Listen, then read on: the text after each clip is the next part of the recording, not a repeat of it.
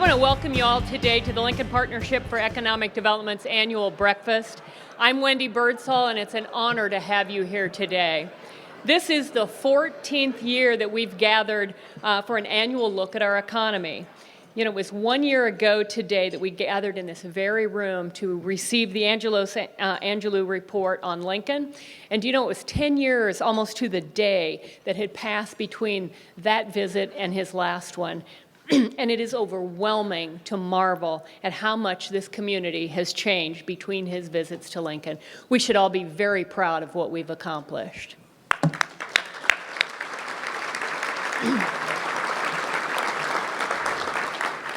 The Angelou report is a great tool, and it gives us a clear roadmap to making Lincoln a globally competitive city for jobs. That's not easy without another cup of coffee. We'll be very competitive after my second one. In just 12 short months, a flurry of activity has taken place, and we are hard at work to turn his recommendations into a reality. And you know, Lincoln's progress in the past year and years has not gone unnoticed by our peers, third-party validation, and the media, with listings on dozens of top 10 lists to do business. And our community has been featured in NPR News, Bloomberg News, and we had a phenomenal report in CBS News report on, they touted us as being the mini Palo Alto of the Silicon Prairie. That's not too bad. We love that one. Our jobs numbers also back up that national attention. More than 2,000 publicly reported primary jobs were created last year, and our total job number stood at 192,000, which is a record to start 2016. That's 4,500 more jobs than the start of 2015. At each of your seats, there's a business conditions and indicators report that is a result of our business surveys, and it will talk about the information that was received from you. And also, there is an indicators report that was published by the Bureau of Business Research. We put together a very special video for this morning's event, and I want to direct your attention to both of the screens for that video.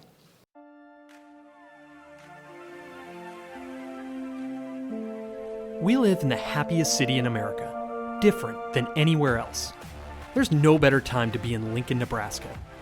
We're a city of dreamers and doers, a posse of rule breakers and ground shakers who hit fast forward with collaboration and creativity. We've been doing it forever. We believe in making our city both remarkable and innovative. Great people are Lincoln's best asset, and an outstanding quality of life keeps them here. We've built opportunities for the future and kicked the door open for great things to come. Since the beginning of 2010, the partnership has assisted in projects creating over 5,000 jobs and $760 million of investment. Our staff are dedicated, and we're moving forward. Job growth and expansion are critical to growing our city and economy. We are collaborators. Angelo Economics recommendations will help us to be a more globally competitive city and continue forward momentum. As a result of the Angelo report, Lincoln has launched into the next chapter with the announcement of 1 gig service to the entire city, creating a talent network with resources for companies while providing resources to develop and support the startup ecosystem. Lincoln is getting noticed. Forbes, CBS, New York Times, Bloomberg. Best place to start a career? #1 city for job seekers. Top 20 for young entrepreneurs. Lincoln is the place to be. So, what will we do next? Just watch us. Great talent, great businesses, great city. Live, love, Lincoln. As you can see, thank you.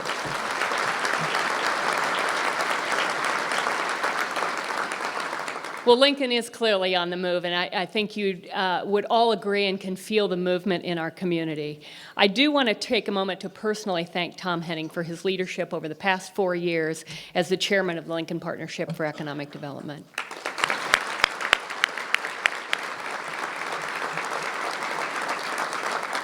Frankly, 4 years is a very big understatement. Tom has been committed to the Lincoln Partnership and the Lincoln Chamber for as long as I've been president, and as long as I've been at the chamber, which is a very long time, and we won't talk about that number, but thank you very much, Tom.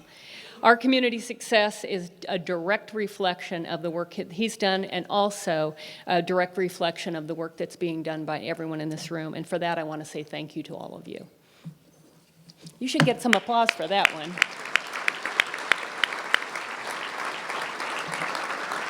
But before we get underway, I do want to recognize all of the elected officials who are with us today, both state and local. Will you all please stand and be recognized for your service to our community?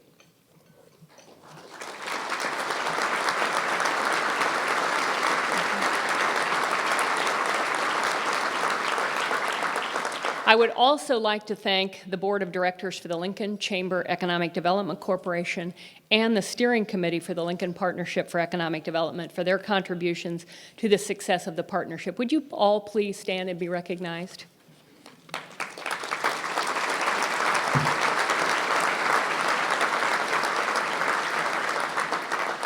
I also want to give a special thanks to Sampson Construction for being the speaker sponsor this morning. And without your contribution and your help this morning, today's speaker wouldn't be possible. Thank you.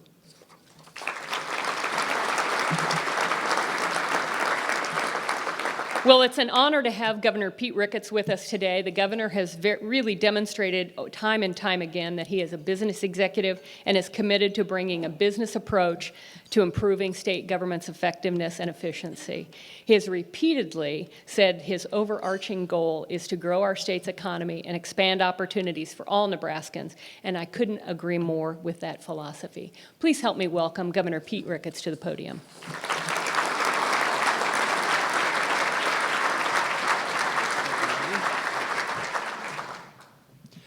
Well, good morning, everybody. How are you all doing today? Great. Yeah, you should be doing great. What a wonderful city we live in, right? And what wonderful accomplishments. In fact, Wendy, I was going to name off a lot of those accolades that you had listed off, and I figured you probably did that because you know I tend to talk long. Like, well, if I take away some of the governor's talking points, maybe he won't spend so much time on stage. We got a tight program today. But I do want to say that Lincoln has done an amazing job. You know, Wendy referenced the Angelo report, which I was here last year when they came back to talk about the next stage after the first 10-year plan.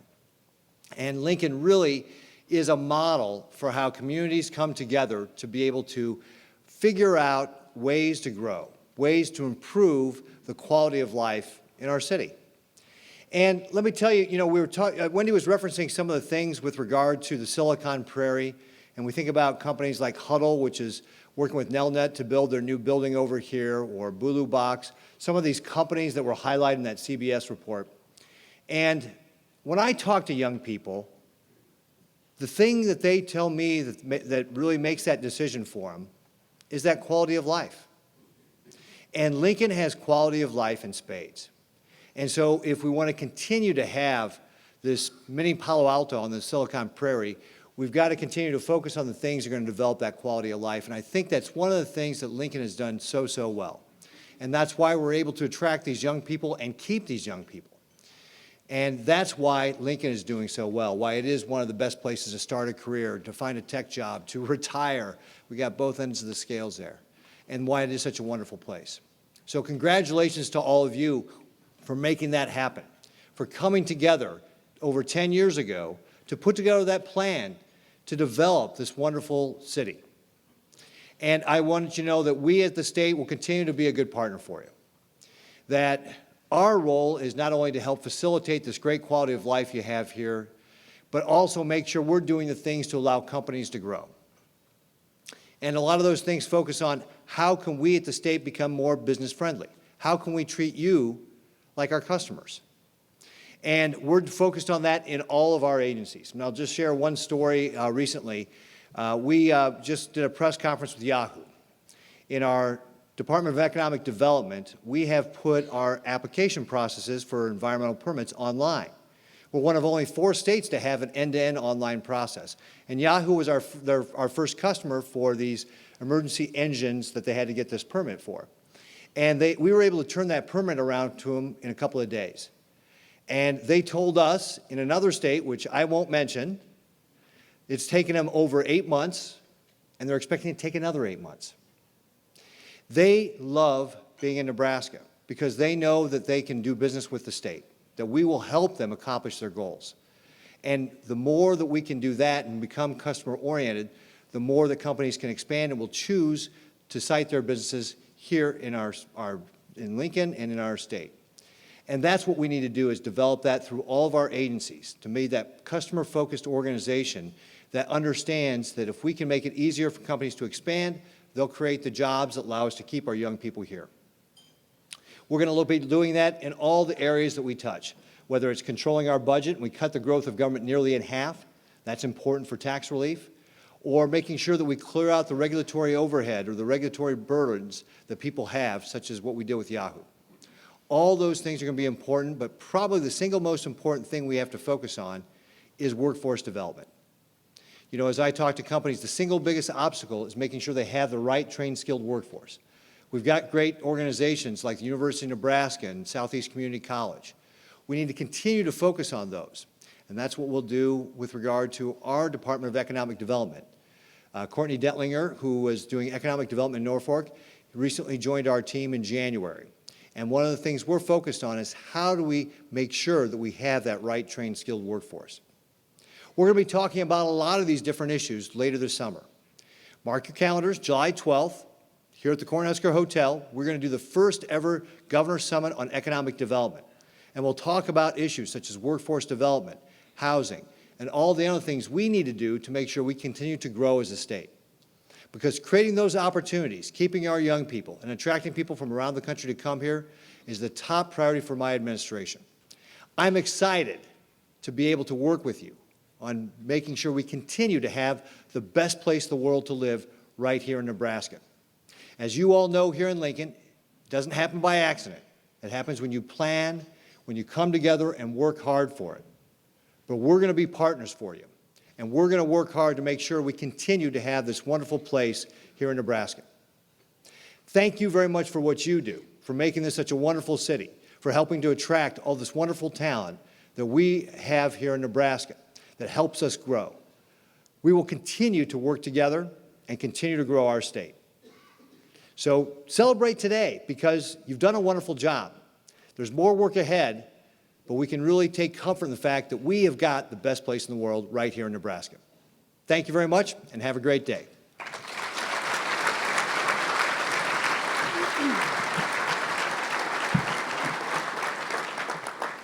I want to thank the governor for being here. I understand he cut his bike ride short this morning to only 10 miles, and you're making up for it by jumping off the podium, regardless. We're also honored to have our mayor, Chris Beitler, join us today. Mayor Beitler and his administration have really fostered a true partnership between the public and private sectors. They are not afraid to step forward and ask, how can the city help? And when it comes to growing jobs and capital investment, they're a great partner. I can personally say that it has been a pleasure working with him, and I value his friendship that we have forged over the past 9 years. Please join me in welcoming Mayor Chris Beitler to the podium.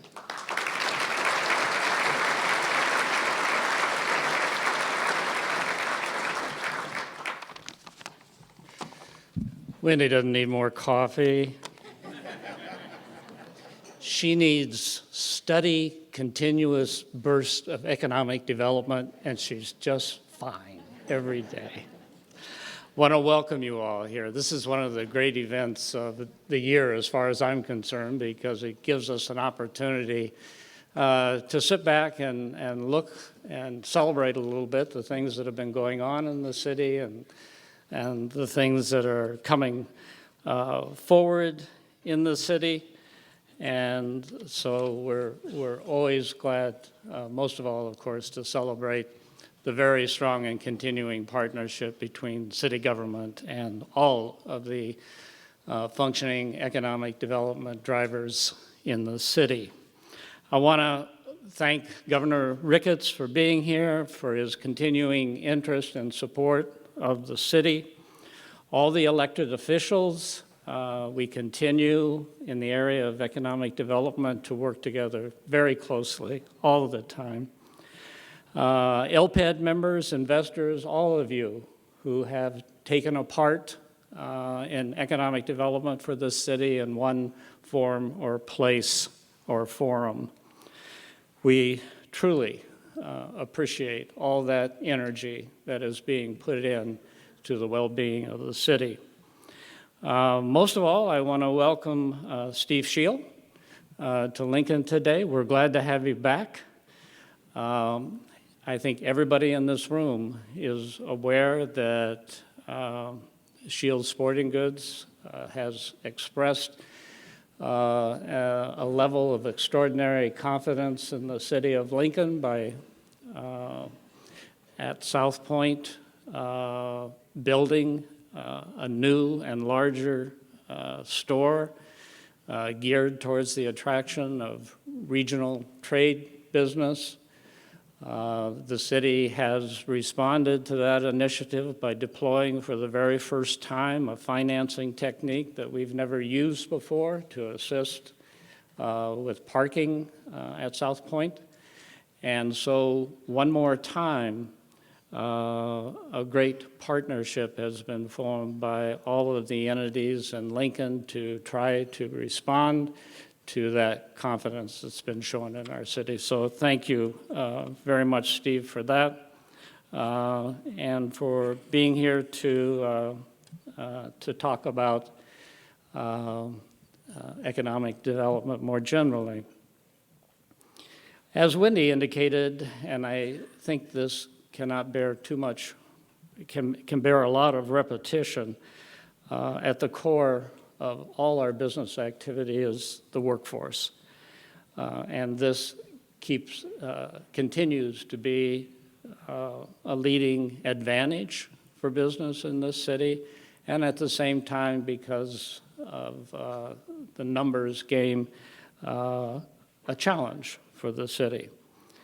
While we've experienced a great deal of success, we must not be complacent in this area especially. Adapting the workforce development programs to the ever-changing business environment is an ongoing effort, and it will continue to take a lot of time and community involvement to continue to solve that problem for our business entities. Perhaps two of the most widely acknowledged challenges involve building a workforce pipeline that meets the needs of the growing economy and strengthening strategies aligned with entrepreneurship and with innovation. Building an environment conducive to innovation is especially critical to our future livelihood. Education and innovation in particular are closely aligned and instrumental and essential to the future prosperity of Lincoln. The creation of new ideas and new technologies and new processes lead to higher productivity, better jobs, and higher wages, and that kind of thing is what our young people are really good at.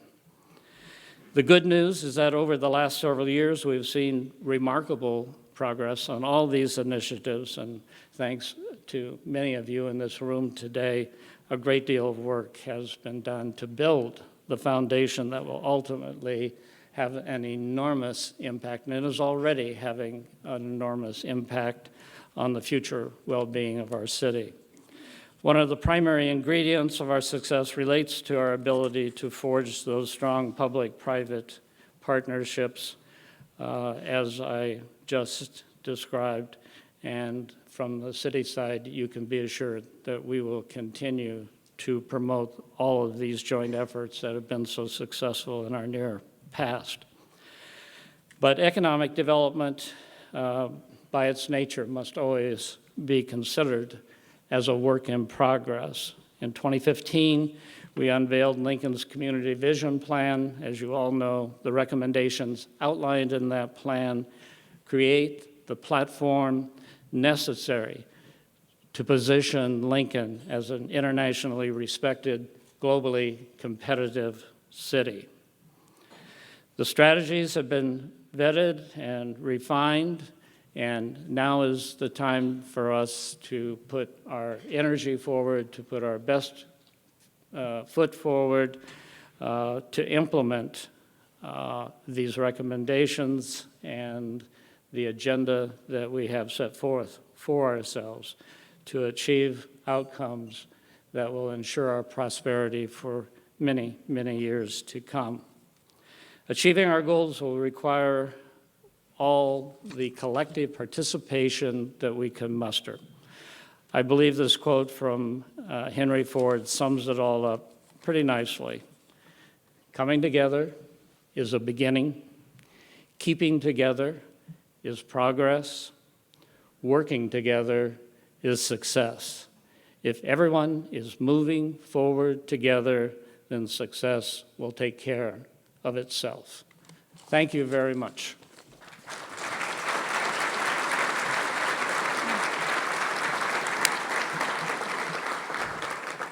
Well said, Mayor.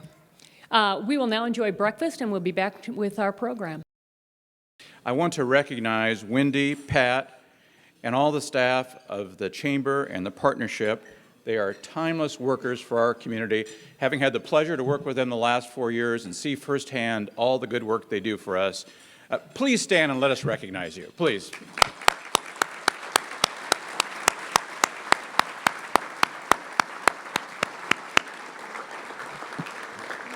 Wendy, Pat, thank you. Thanks again. Well, when I stepped into the role of chairman, the city was experiencing a high watermark of prosperity.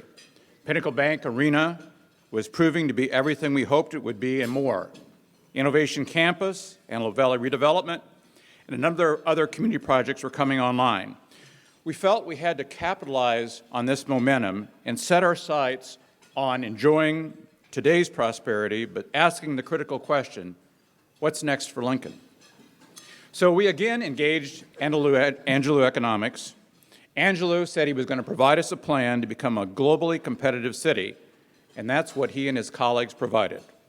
The Angelou report we received last year clearly showed we needed to focus on 3 areas: workforce development, infrastructure, and entrepreneurship.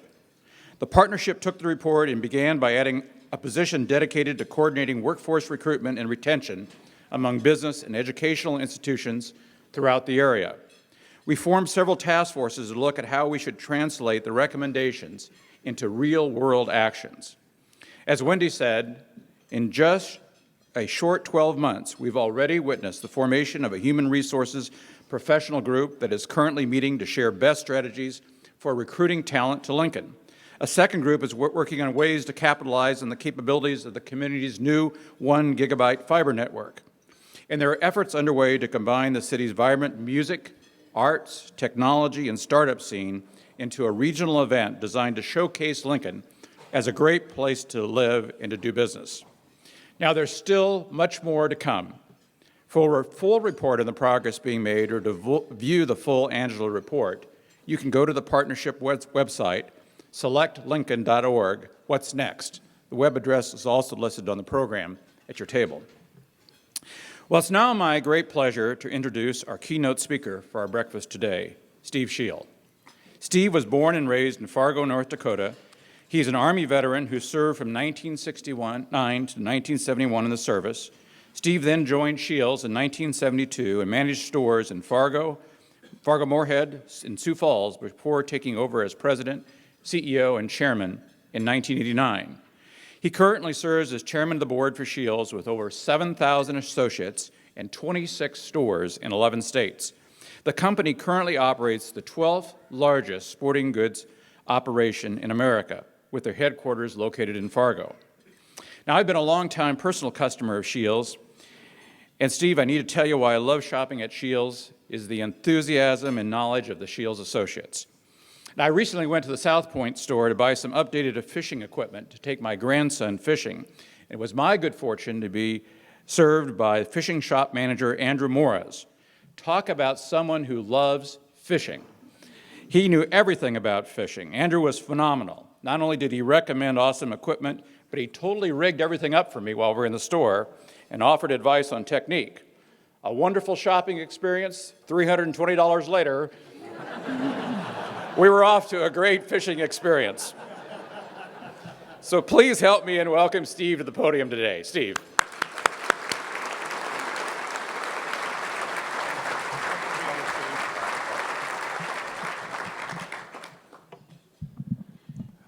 Well, thank you very much, Tom. I told Wendy I thought it's ironic that I'm standing up here next to a Cabela's sign. It could have been at the far end on either end, but it's just the way it goes, I guess. I appreciate the opportunity to speak a little bit about Shields and our company and what I think makes our company tick. In the late 1800s, there were a lot of German immigrants coming to this country, and a small portion of them from Dusseldorf were settling just 10 miles southeast of Fargo in the little German farming community of Sabin, Minnesota. And the Pearl family, who were good friends of the Shield family in Germany, came over about 1890 and kept writing letters to my great-grandfather and my great-grandmother, who had a lot of influence in that family, that they should come to America. So in 1898, they came to America, but they stopped in Chicago. And they really didn't like the big city life, so they finally ended up living with the Pearls in Sabin, Minnesota in 1901. And in the spring of 1902, the Pearl family, I guess it was a custom, gave my great-grandfather, really gave my grandfather, who was 12, and his sister Margaret, who was 14, 3 acres to farm potatoes and the seed potatoes to go with it. And if you know my grandfather, I'm sure that every potato bug was picked off in that 3 acres, every weed was pulled, the potato crop was off the chart. So in 1902, they took the $300 they made from the sale of potatoes and bought an interest in the general store in Sabin, Minnesota, and changed the name to Fred Shields Hardware in 1902 in Sabin. I've got a picture of the store in 1906, and it was farming supplies and housewares and hardware. There were some baseball bats, a few bike tires, some photography equipment in the front, and that was really the start. My grandfather was the one that really took the company. He came back from the service in 1922. He served in the Navy, and he came back from the service in 1922 and really built the organization to a collection of small farm stores in Minnesota and North Dakota. I think he did everything. We even had undertaking in Fairmont, North Dakota. And all that evolved into sporting goods, so we did the undertaking in Fairmont, North Dakota. And he built it to a small collection of farm stores. And then in 1946, my father, who was a Marine Corps fighter pilot, came back to run the business. And Dad says when he came back to the business, my grandfather said, "Fred, here are the keys. I'm going to go next door with some partners and buy the bank. It's struggling." He says, "You're going to run the hardware business." And so Dad was always very fiscal conservative and built the business by 1989 to 14 stores in 5 states. One common thread through it all was very fiscally conservative, very little debt. I'm proud to say that's still part of our company today, but the stores in 1989 ranged from about 5,000 square feet to the largest store was 20,000 square feet. And to give you some idea, the Lincoln store is one of our smallest today at 77,000 square feet, so they really were small stores. I came back from the service in 1971, started to work in 1972, and of course you're young, you're energetic, you think you know everything, and Dad's put me in my place, especially when I went down to open our first store in Sioux Falls in 1976. And I walked into Dad's office, he sat there with my uncle, and he said, "Dad, I've been giving this a lot of thought. We've got 10,717 square feet, and I'd like to make the store all sporting goods." My dad's fist came down on the desk so hard, everything jumped about an inch. And he said, "The first thing people can do without are sporting goods. That store will be hardware, housewares, lawn and garden, and you can have some Schwinn bikes and some skateboards in the front window." Now, we have a very autonomous company. And in 1980, I was chosen to come back and run our biggest store, which was the Moorhead store at the time. And we had a young store leader coming out named Tim to go down and run our Sioux Falls store. So in 1980, I said to Tim, "Tim, what do you think about making that store all sporting goods?" He said, "We can do that?" I said, "We can do that, just don't screw it up."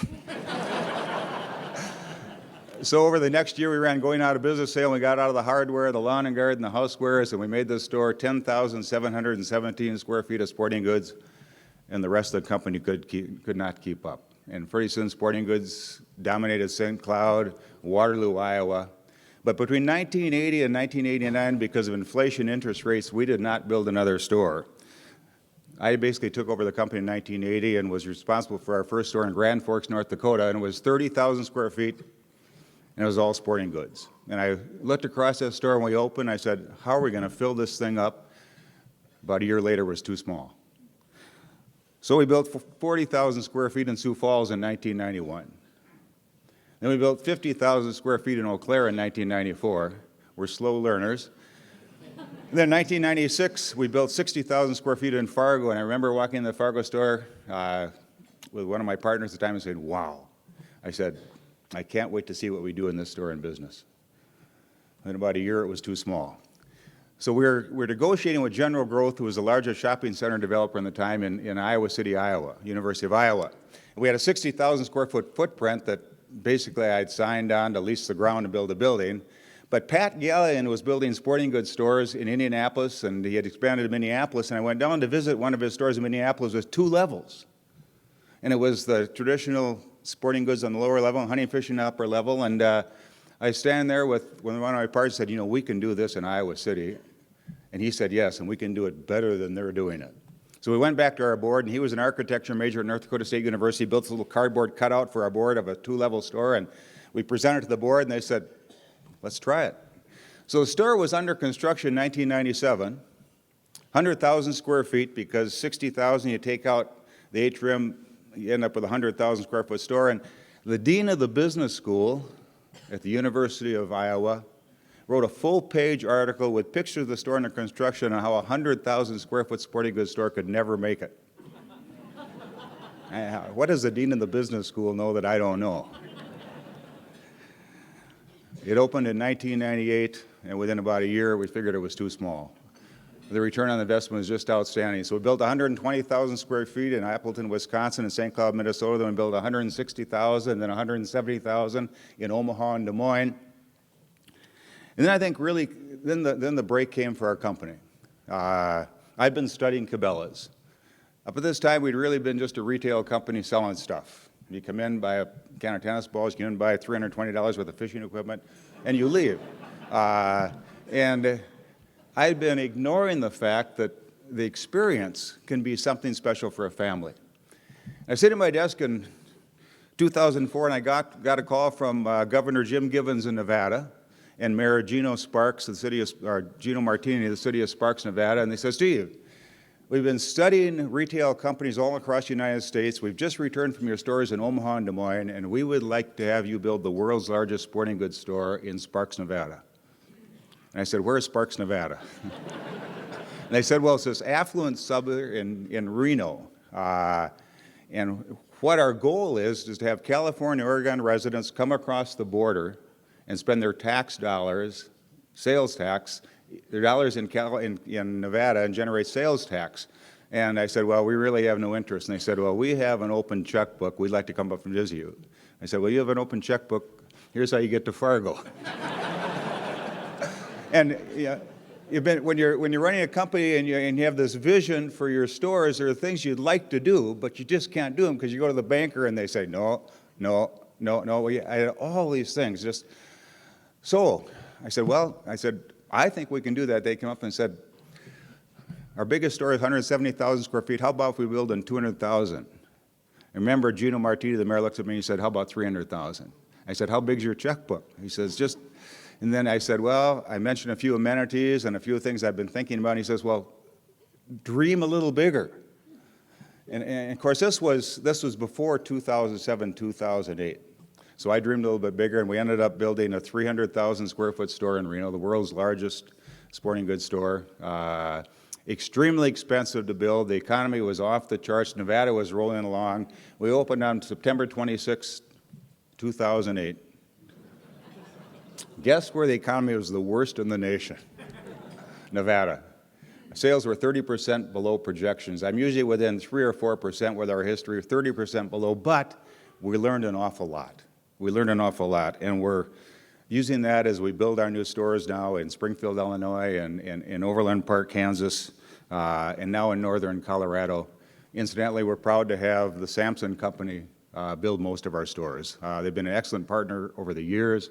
It was a no-brainer. We went to build our store in Colorado, and John Sampson and his crew are the type of people I could walk in and say, John, just build that store, let's shake hands and send me the bill. And there aren't many businessmen like that in the world today. And I just appreciate the relationship we have with Samson.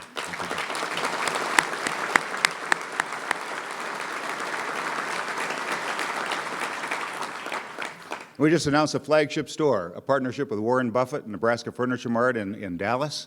We're going to take it up one more notch. We're not going to tell anybody what we're going to do, but we've got some plans. We've been in negotiations for almost 6 years with them. We just signed last week. Warren Buffett and myself announced jointly that we're going to make this development, but be another opportunity for Sampson if they can build a store in Texas, and they've already assured me they can. So, business is good at Shields. We're a very private company. We're an ESOP. Our competition is mainly public companies, and I'm able to study the public companies, see how they're doing, and right now things are not good for most of our public competitors. I know that Cabela's is struggling a little bit. They've had a lot of overtures. They had a good last quarter last year, and that's kind of quieted down a little bit. But the Sports Authority is closing 140 sporting goods stores this year. They're closing 2 distribution centers. They filed bankruptcy. They own Nike $47 million. They own Under Armour $43 million. More of our competitors are struggling, yet we're having our best year ever. And I met with the city council in Johnstown, Colorado. We broke ground out there, and I told them I think there are 7 or 8 reasons why I'm absolutely convinced that when our store opens on September 30th of 2017, and we've never missed a date, thank you, Sampson, we've never missed a date, it'll open on September 30th, 2017, that store will do very well. And this is what I told them. I said, first of all, to lay the groundwork, we're an ESOP. We have 7,000 incredible associates, partners in the business that live and breathe Shields. So it starts from there, but if you think about a town like Johnstown, Colorado now, Johnstown and Loveland are real close. And we've done a survey out there. Amazingly, 5% of the people already know about Shields. I don't know how, because our closest store is either in Salt Lake or Billings, Montana, but they know about Shields. So why will we be successful the day we open? Okay, first of all is when Sampson builds us these stores, when you drive up to a 2-level, 250,000 square foot store like we'll have in Johnstown, there's just something different in your mind when you get out of your car about the traditional retail store. Well, most of our competitors are building smaller stores. We're building larger stores. So they drive up, they park in the parking lot, they look. We're going to spend about $2.5 million in marketing before we open to make sure they know we're there. You have one chance to make a first impression. They get out the car, you've got this store. Then, what I learned from Cabela's was it can be more than retail. It can be entertainment. In all of our new stores, when you start walking to the store, there are 4 giant sculptures, 21 feet high, built by Mark and George Lundin in Loveland, Colorado. They'll just have to truck them just down the road in Johnstown. But they've got a young lady on a snowboard, 21 feet high. We've got a fly fisherman landing a 5-foot rainbow trout, 21 feet high. We've got an archer coming down a mountain with an elk rack on his back, and we've got a downhill mountain biker. So just, again, the impression is there's something different. Then you walk into our new stores and you walk through a giant aquarium, 16,000-gallon saltwater aquarium filled with tropical fish and little manta rays and little sharks. The scuba diver gets in the tank every night at 5 o'clock and feeds the fish. People of all ages love scuba divers feeding fish. Then you walk through, you get the aquarium.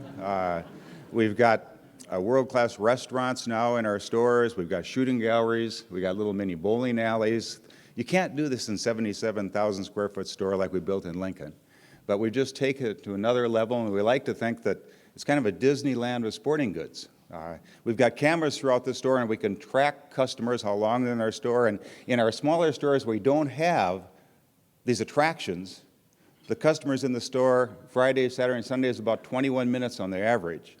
In our larger stores like Overland Park, Kansas now, and Salt Lake, and Reno, and Springfield, Illinois, and they're in our store over 2 hours and 20 minutes on a Saturday and Sunday. And you know what happens when they're in the store for 2 hours and 20 minutes? They spend more than $320. So you've got the building, you've got the experience, and then the inventory. We have the largest inventory that I know of in retail. We track about 2.2 million items in real time as we roll through 5 seasons from spring to summer to fall to winter to holiday. Our competition tracks 400 to 600,000 items. And when you got that breadth of inventory, it's also a major factor because if people, we can get them in our store one time and they find the product they want, likely they'll be back. The fourth thing is our customer service and our product knowledge. To train that man on fishing, we have what we call our Shields Universities. When I grew up in the business, we trained at 10 o'clock at night when the stores closed. You know how much fun it is to train from 9 o'clock to 10 o'clock when your wife and kids are at home and waiting? It didn't work. And then we tried some video training. And then I was studying this company called the Odyssey Company in Japan. And they had a university system for training where they brought their people from all over Japan into one center and trained them. So 2 weeks ago, or about a month ago now, we had a fishing university. We have universities twice a month. We had a fishing university in Chamberlain, South Dakota, right on the river. We brought in 12 professional fishermen, plus 4 of our fellows own world-class boats. So we had 16 boats in Chamberlain, South Dakota. We fly in our fishing salesmen, our fishing shop managers from around the company.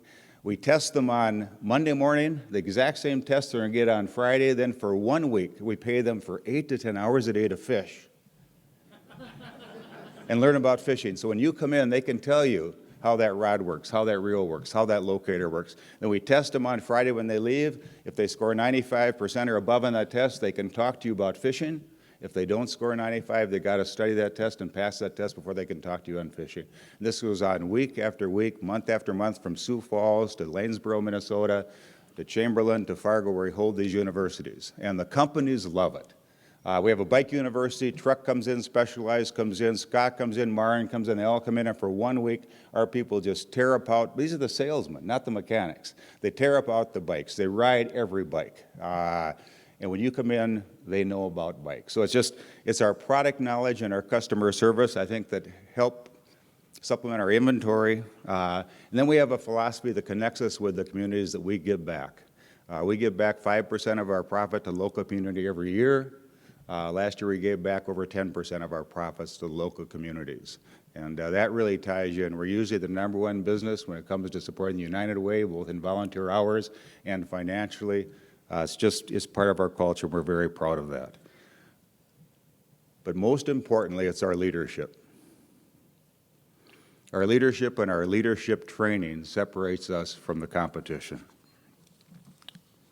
We have nearly 7,000 associates now. We have about 7,500 when we opened in Colorado, but not a single one of them laid awake at night dreaming about being in retail. I want to be a teacher. I want to be a hockey coach. They came to Shields between graduation, what they really wanted to do, or between this job and the job they really wanted, or they started working part-time, like our company president started working part-time. He's going to be an engineer going to North Dakota State University, graduated in engineering. He loves Shields. So you got 7,000 people that never wanted to be in retail, being led by 450 people that we brought up from the ranks that had never been trained in leadership. And when I give our leadership classes, which are basically every other week in Fargo, I say, would you go to a doctor who just practiced medicine without any formal training, or would you have an architect build our stores that had never had any architecture training? Yet you're leading people. I remember walking into Dad's office about 20 years ago and saying, Dad, you know, there's a difference between leaders and management. I've been reading about this, and if we're going to grow, we can't have managers telling people what to do. Managers manage things. They manage processes. We've got to lead people. We've got to teach them the business so they can do it on their own rather than tell them what to do. And so we really made a change at that time. Our stores are very autonomous. Our store in Lincoln is responsible for everything in that store, from the inventory that turns 4 or 5 times a year to how they train their people. We can't tell them what to do from Fargo. We can't tell the people in Reno or the people in Appleton, Wisconsin, or in Minot, North Dakota, or Billings, Montana what to do, but if we teach them what to do and pay them like leaders and give them leadership training, you'd be surprised how well they can perform. And I think the greatest difference between us and just about every other retailer in the country is the lengths we go to and the expense we go through to train our leaders. When you don't train your leaders, you're getting people that you brought into a leadership position. They lead by what comes naturally. They become bosses rather than leaders. They don't know how to communicate. They're small disasters. They're huge problems, so we spend a tremendous amount of time. And we have a goal for leaders at Shields. And in the leadership lessons that I write every month, and now I've been doing it for about 4 years and send out to our stores, we have a goal for every leader at Shields, no matter what the position or who the person is. We believe we've figured out how to hire good people. We'll go through 4,000 to 5,000 applicants in Johnstown. Once you get through the application process to hire the 400 people that we need, we'll hire good people. But our goal as leaders is to take good people, lead them by example, and immerse them in our culture, helping them become great at what they do while enjoying their career or their part-time job at Shields. It's difficult. There are 5 textbooks that we use at Shields. I've probably started reading 200 books on business over the last 40 years. 190 of them have been so dry, I make it through about 5 pages and they go right in the trash can, seriously. But these 5, I can relate to our business. The first one was Good to Great by Jim Collins, just fabulous. There are all things in that book that just we can relate to Shields. Then a professor at Concordia, where I serve as the Board of Regents, said, Steve, you got to look at this book, If Aristotle Ran General Motors by Tom Morris. That was the second textbook, and it's as dog-eared as my Bible. It's just been one of our main. Then there's Execution by Ram Charan. Then there's the 21 Irrefutable Laws of Leadership by John Maxwell, which is about building 21 habits in leaders. And that's the goal of our leadership lessons that I send out every month to our stores, where they sit down on a Tuesday morning like this. In fact, and maybe today in our stores, starting at 6:30, they'll spend an hour or 90 minutes on the leadership lesson, trying to build these habits in leaders. And then the last one is John Maxwell's 5 Levels of Leadership. We're just getting into that. But they have really served to take us from managers of people to leaders of people. But what do we try to teach in these lessons that these people didn't know when we elevated them to a position of leadership? First of all, we hire for attitude, and we train for skill, because you can't train attitude. If we have hiring an archery manager in a store, you have the archery manager that knows everything, and he'll tell you he knows everything, and you got the archery manager he's hung a little bit by the bow, but he really wants to work with Shields. He wants to be part of the team. You hire this person every single time, because you can teach him all he needs to know about archery and about our systems, but you can't teach his attitude. So we hire for attitude, we train for skill, and it's tough to learn. And every time we don't do that, it's a learning experience, and we say, no, you better get them gone. They don't fit the team. Next time, hire for attitude. What'd you learn? We teach them communication skills, what to say, what not to say, when to say it, when not to say it, how to say it. They're habits we're trying to build. We teach them about being on time. It may sound petty, but at Shields, on time is 5 minutes early, on time is late, and late is simply unacceptable. It's disrespectful, it's rude, disrespectful of other people's time. It's a small thing. Our meetings at Shields start 5 minutes early. We teach about preparation for meetings, and the fact that you're responsible for these meetings. You're responsible for a first-class meeting, and a darn bellwether come off that way. We're a team. We're not individuals. We lead by examples in what we wear, how we dress, what we say, how we teach. As leaders, we take responsibility when things don't go well. Maybe I didn't train you properly. Let's go over this one more time. And yet we pass out credit when things go well, and that's tough to teach. It's tough for people to take responsibility when things don't go well. It's easy to point the finger. We don't point the finger. We teach that mistakes are okay, as long as we learn from our mistakes. Great example is, I had the dearest young woman that was our first buyer. And we decided about 15 years ago we were going to build knockoff of the Merrill shoes because they were selling so well. So we built these shoes, 35,000 pair of them, and just sent them out, and they didn't sell.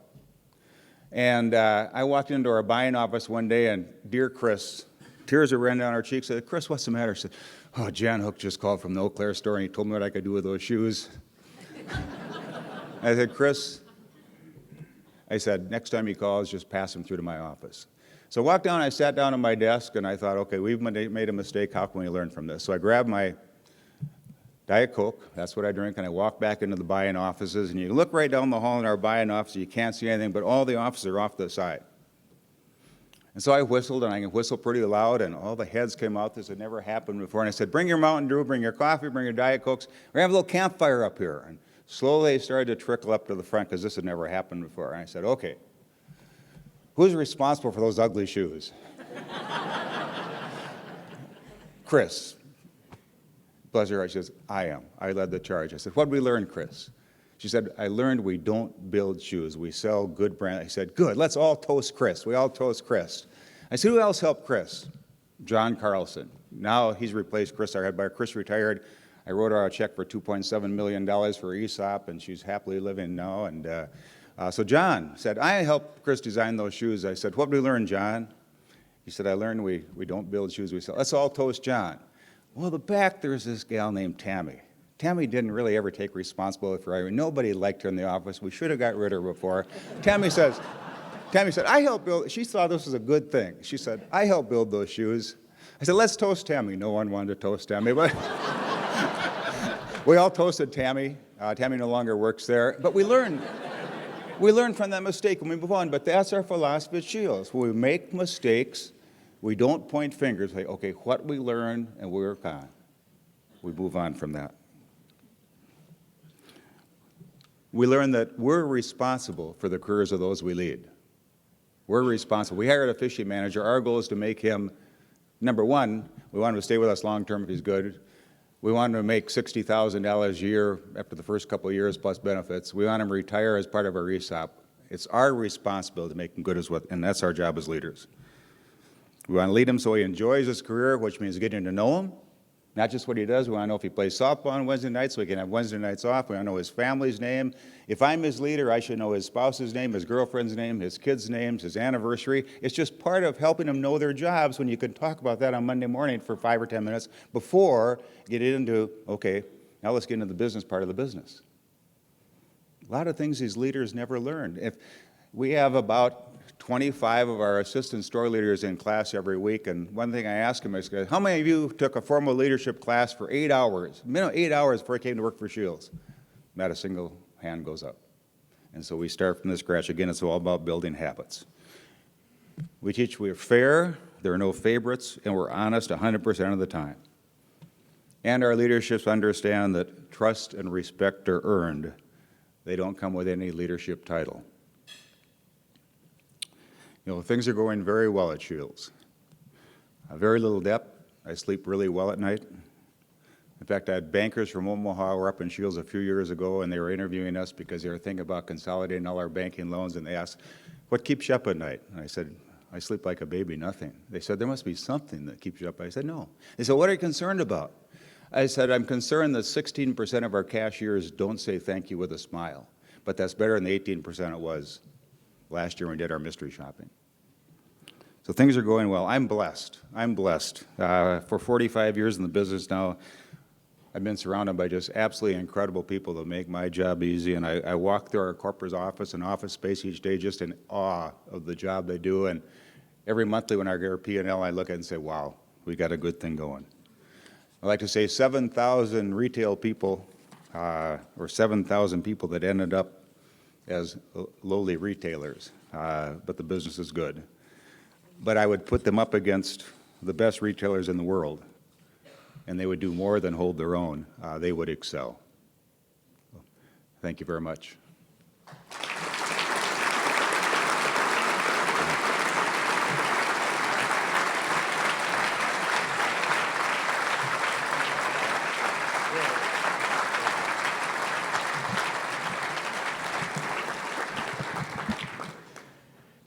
Steve, that was awesome.